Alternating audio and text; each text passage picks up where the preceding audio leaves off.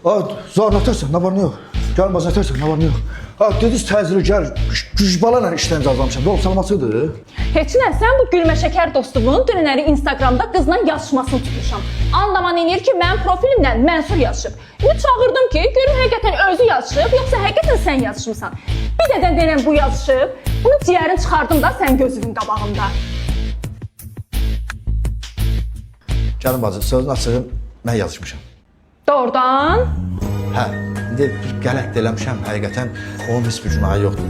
Hətta mən Zaurun istəmə yoxlamışam ki, Zaur gedək, oturaq qızlarla nəfər bir çay çəkək, qəlyan çəkək falan. Həmişə mənə deyib ki, həmişə mənə danıb ki, mənim üçün birinci növbədə mənim ailəmdir. Yəni, onun heç bir günahı yoxdur. Onun telefondan mən yazışmışam.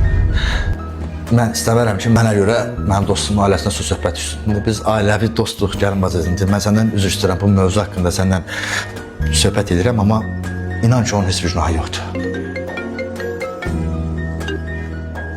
Hacan həyatım.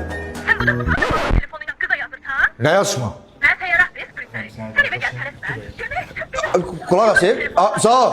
Bir dəqiqə. Ürəm, mən yox, bir dəqiqə gözlə. Mən ya elə Ürəm, mənim ətədəmin 70 yaşı var, ayət deyə. Yox, bir dənə açamam verəcəm sənə. Bir dənə gözlə, bir dənə gözlə.